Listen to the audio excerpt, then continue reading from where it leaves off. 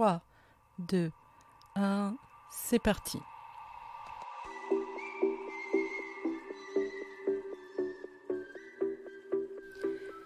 Épisode 5, cerveau droit, cerveau gauche.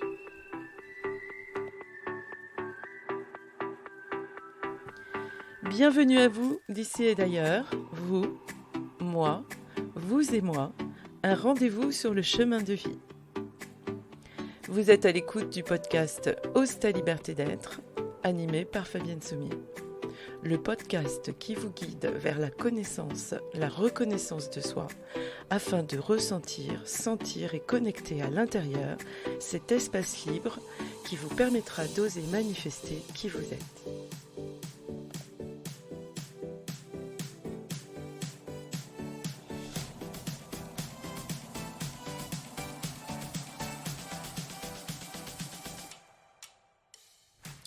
Bonjour à toutes et à tous, j'espère que vous vous portez au mieux et que vous observez que le printemps est déjà là. Observez la nature, il est bel et bien là. Mais aujourd'hui, je vais vous parler du cerveau gauche et du cerveau droit. Alors je vous rassure, nous n'avons qu'un seul cerveau. Et en effet, le cerveau est constitué de deux hémisphères qui sont coordonnés par ce qu'on appelle le corps calleux, comme s'il y avait un petit pont entre les deux et qui permet que l'on passe de l'un à l'autre. Le cerveau gauche et le cerveau droit. Nous avons besoin de nos deux cerveaux pour vivre au quotidien, car l'un complète l'autre. Cependant, chacun d'entre nous n'utilise qu'avec préférence l'un des deux cerveaux, et toujours le même. Alors, voici les caractéristiques de ces deux cerveaux. Le cerveau gauche, Monsieur Concept. Le cerveau gauche, il est rationnel, technique, analytique, logique. C'est le cerveau que l'on dit scientifique. Il est porté plus sur l'organisation, la persuasion, l'argumentation. Et d'ailleurs, il préfère qu'on argumente quand on a des idées. C'est le spécialiste du langage, de la parole et de l'écriture.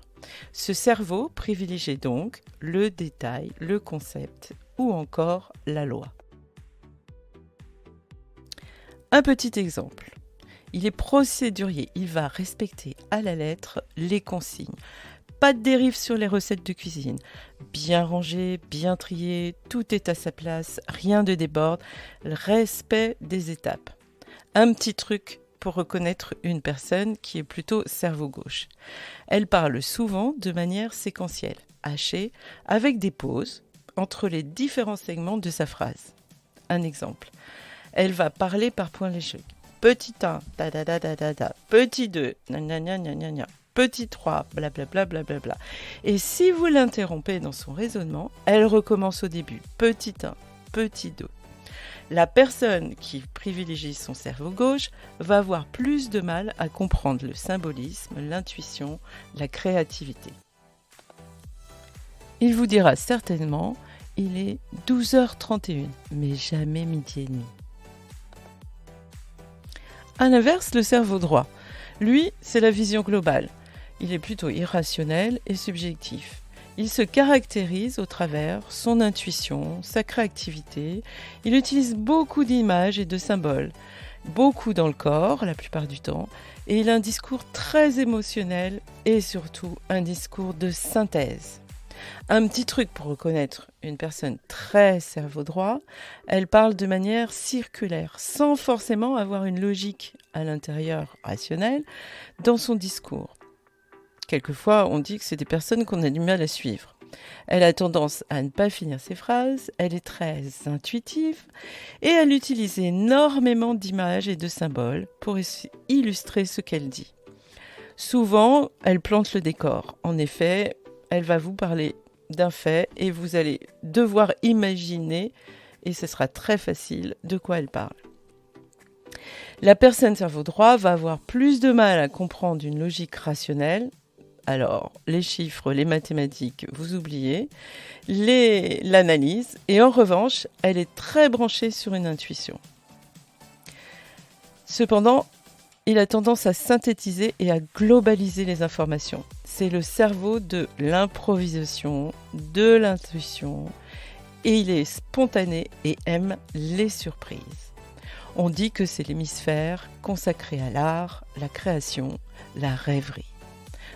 C'est donc lui qui vous dira qu'il est 12h30, contrairement au cerveau gauche qui vous dira 12h31. Alors, en résumé, eh bien, le cerveau droit, c'est comme s'il était en haut de la tour Eiffel. Et qu'est-ce qu'on voit de Paris? En haut de la tour Eiffel, on voit tout Paris. Et il va regarder en bas et il va dire « Ah non, mais là, si vous bougez le camion, tout va se déboucher.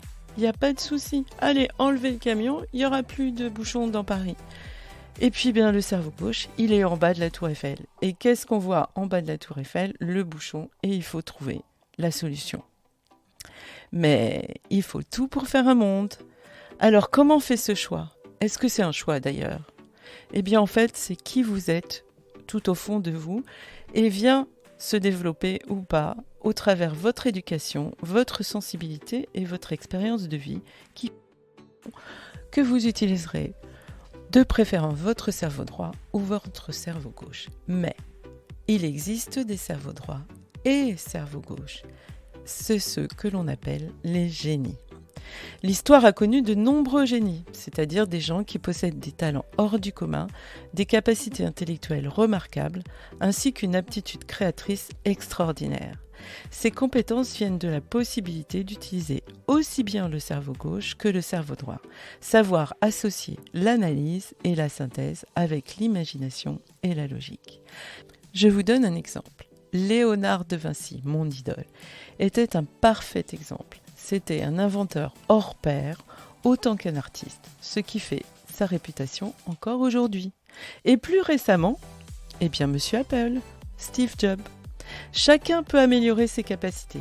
Cela peut beaucoup vous aider en développement personnel de savoir si vous fonctionnez de manière préférentielle avec votre hémisphère gauche, ou avec votre hémisphère droit. Car vous pourrez mieux comprendre vos interlocuteurs et surtout apprendre à développer les capacités latentes de l'hémisphère dont vous ne vous servez le moins.